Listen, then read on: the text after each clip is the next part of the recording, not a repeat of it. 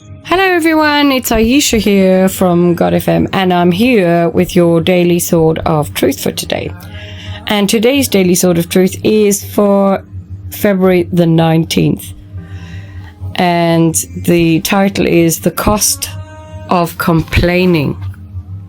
Wow, that's so relevant to me as well.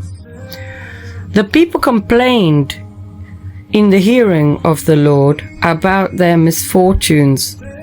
And when the Lord heard it, his anger kindled. Numbers 11:1. There should be no place for grumbling in the Christian life. That was a lesson that Israel learned the hard way and learned slowly. After God freed them from slavery in Egypt, the Israelites received his law, were given his commands, and knew their destination. They eagerly set out to reach the promised land, but they hadn't gone very far at all, barely around the first bend in the road, before they began to complain.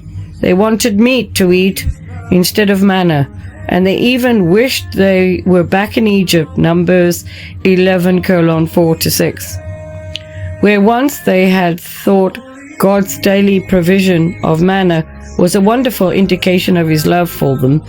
Now they complained about having to eat the same old thing. Grumbling seems to be a small thing, but it is a sign that gratitude is missing. Whenever unbelief and a lack of thankfulness mark the lives of God's children, consequences are inevitable. We may not end up like the Israelites, who wandered in the desert for 40 years, but our own grumbling is not without a cost. Do you remember when you first felt the excitement of your newfound faith? Maybe you bought your first copy of the New Testament and thought all you were discovering was fantastic. You read it everywhere. Then perhaps something happened along the journey.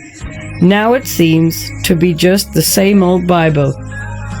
And you wish God would do something more dramatic, something better.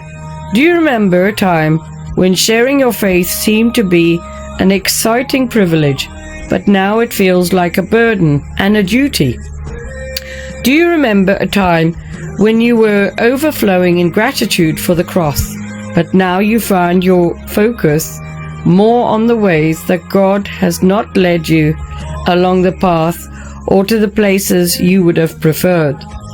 When the Apostle Paul wrote to the early church, he reminded them of Israel's story as a warning. We must not put Christ to the test, as some of them did and were destroyed by serpents, nor grumbling, as some of them did and were destroyed by the destroyer.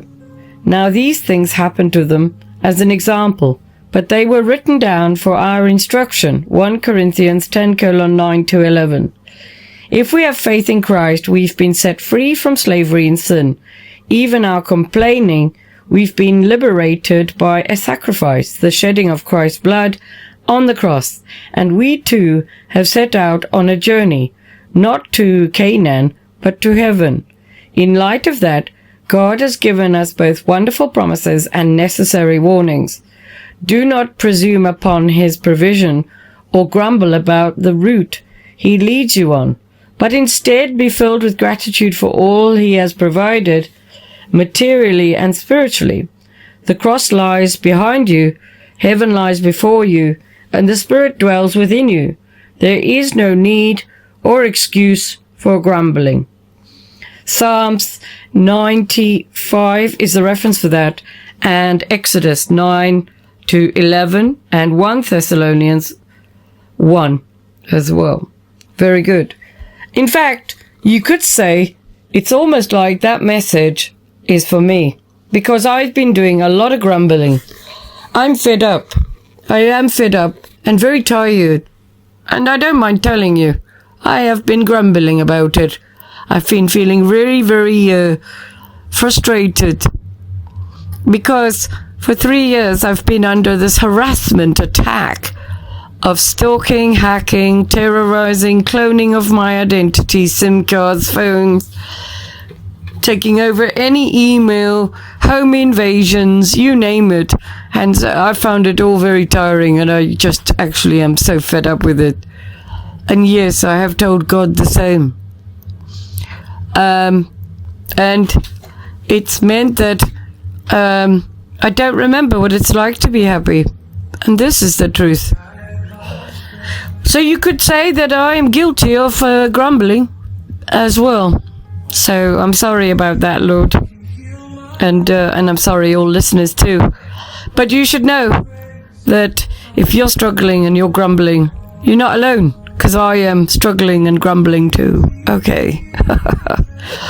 Alright, so it's Ayesha from godfm, and if you want to find us, you can find us on Podbean, Spotify, Amazon, Samsung, Chrome, YouTube, Apple, X, as well as TikTok, Telegram, and many others. As godfm News, godfm New, godfm Radio, and godfm Group. And you can also email me, admin@godfm.org.uk, and you can WhatsApp me, +44 777 355 Have an amazing day. It's Ayesha from godfm. Take care. Guide my steps every day. Only you can heal my heart. In your grace, I'm set apart. Only Jesus, save us now. In His love, we'll bow. He's the one, our only King. With His praise, we'll sing.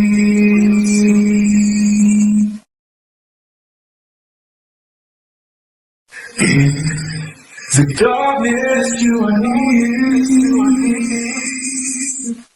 Wipe away every tear. Jesus, lead us by your hand to the promised Holy Land. Only Jesus, save us now. In His love, we'll bow. He's the one, our only King. With His praise, we'll sing.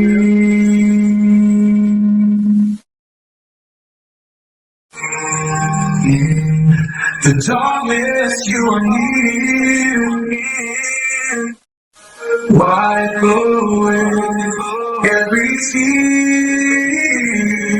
Jesus, lead us by your hand to the promised Holy Land. Only Jesus, save us now. In His love, we'll bow. He's the one, our only King. With His praise, we'll sing.